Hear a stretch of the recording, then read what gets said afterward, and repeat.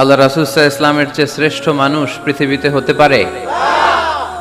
The most amazing personality in the world, গোটা বিশ্বের সবচাইতে অসাধারণ ব্যক্তিত্ব।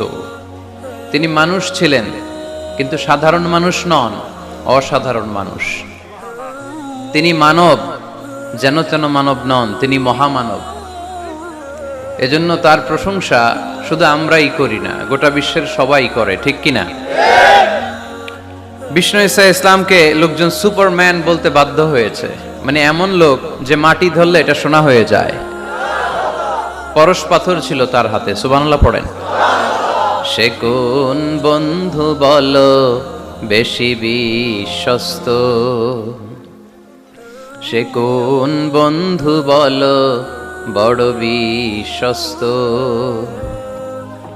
কার কাছে মন খুলে দেয়া যায়, কার কাছে প্রাণ খুলে দেয়া যায়,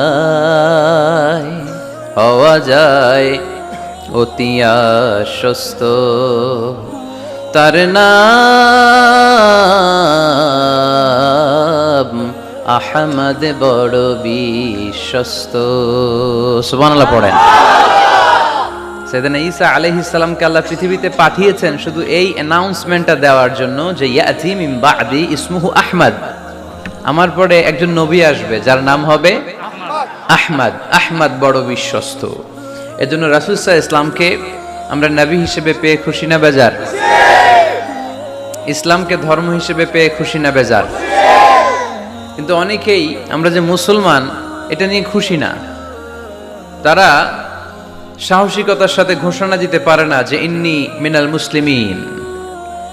কিন্তু আমাদের ইসলাম নিয়ে গর্ব করা উচিত, কারণ এই ধর্মকে পাঠিয়েছে কে? এটা মন মস্তিষ্ক প্রসূত কোনো ধর্ম নয়, ঠিক কিনা? এটা কি আমাদের বাপ দাদার কথা অনুযায়ী চলে? ইসলাম কি নেতার কথা অনুযায়ী চলে? মসজিদের ইমামের কথা অনুযায়ী চলে? ইসলামের বিধানগুলো সরাসরি নাজিল করেছে কে? সাইয়েদনা ওমর ফারুক বলতেন, নাহনু কওমুন আ'আজ্জানাল্লাহু বিল ইসলাম, আমরা তো এমন জাতি যে জাতিকে আল্লাহ তাআলা ইসলামের দ্বারা সম্মানিত করেছে। আমাদের সম্মান ইসলামে। আমাদের সম্মান কোথায়? ইসলামে। ফাইন ইবতাগাইনাল ইজ্জাতা বিগাইরিহি আযাল্লানাল্লাহ, ইসলাম রেখে দিয়ে অন্য কোথাও যদি আমরা সম্মান তালাশ করি তাহলে আমাদেরকে অপমানিত করে ছাড়বে কে? আল্লাহ। এজন্য আমরা যে মুসলমান এটা বুক ফুলিয়ে বলা যাবে তো?